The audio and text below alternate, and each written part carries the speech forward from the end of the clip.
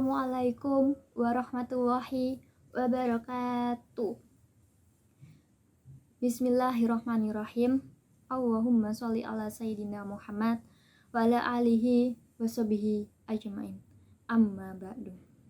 Saya di sini akan menyampaikan sebuah ceramah berdasarkan sebuah buku karangan Pito Windiarto dan Taufik Hidayat yang berjudul Kumpulan Kultum Ramadan Berkaca pada Jiwa Part 2. Pada salah satu sub pembahasan di buku tersebut yang berjudul Keutamaan Tarawih di bulan Ramadan.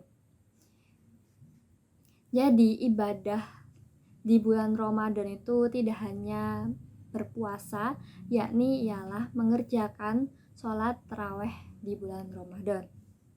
Nah, sholat tarawih sendiri itu memiliki 3 keutamaan yang paling penting. Keutamaan yang pertama ialah sholat tarawih bisa menjadi wasilah diampuninya dosa-dosa. Ada sebuah hadis yang diriwayatkan oleh Abu Hurairah. Nabi Muhammad SAW bersabda, barang siapa yang melakukan qiyam Ramadan atau sholat tarawih karena iman dan mencari pahala, maka dosa-dosanya yang telah lalu akan diampuni. Hadis riwayat Bukhari dan Muslim. Lalu ada hadis lain. Hadis ini berdasarkan riwayat dari Abdurrahman bin Auf bahwa Rasulullah SAW bersabda, sesungguhnya Ramadan ialah bulan di mana Allah SWT mewajibkan puasa, dan sesungguhnya aku menyunahkan qiyamnya untuk orang-orang Islam. Maka barang siapa berpuasa Ramadan dan qiyam Ramadan karena iman dan mencari pahala, maka ia pasti keluar dari dosa-dosanya sebagaimana hari ia dilahirkan oleh ibunya. Hadis riwayat Ahmad dan Ibnu Majah. Berdasarkan 2 hadis dapat diambil bahwa ketika kita melaksanakan sholat tarawih di bulan Ramadan, itu diibaratkan sebagai seorang bayi yang baru lahir dari rahim seorang wanita. Jadi diibaratkan sebagai seseorang yang suci, yang belum ada dosanya. Lanjut yang kedua, yakni sunnah muakkadah yang dilakukan oleh Rasulullah SAW. Ada sebuah cerita berdasarkan yang diriwayatkan oleh Ibnu Syihab bahwa seseorang yang bernama Urwah menyampaikan kepadanya, ia mengatakan bahwa Aisyah telah melaporkan pada saat itu Nabi Muhammad SAW pada malam di bulan Ramadan berjalan atau menuju sebuah masjid dan melakukan sebuah ibadah sholat.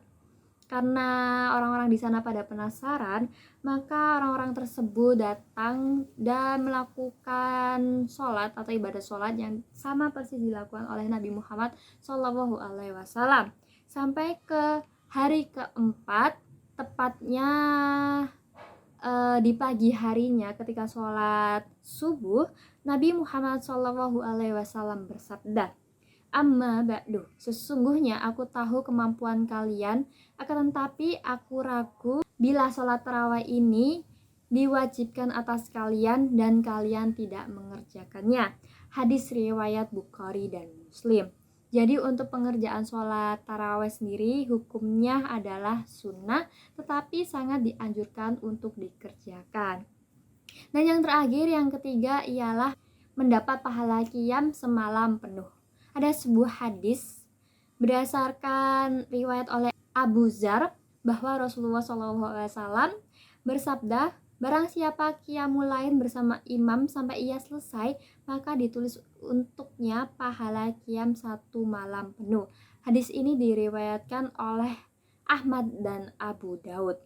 Jadi melaksanakan sholat tarawih di bulan Ramadan akan mendapatkan pahala yang maksimal atau yang lebih ketika dilaksanakan di masjid daripada sholat tarawih sendiri di rumah. Nah, berdasarkan ketiga keutamaan sholat tarawih, maka kita semoga bisa mendapat hikmah atau paling tidak bisa mengubah mindset kita supaya lebih rajin, lebih khidmat, lebih khusyuk, lebih konsisten lagi untuk melaksanakan ibadah sholat taraweh di bulan Ramadan. Amin amin amin ya robbal alamin. Dan semoga amal perbuatan kita di bulan Ramadan ini bisa diterima oleh Allah Subhanahu wa taala. Amin amin ya robbal alamin. Sekian ceramah kita kali ini. Kurang lebihnya mohon dimaafkan. Wabillahi wa taufiq walhidayah. Wassalamualaikum warahmatullahi wabarakatuh.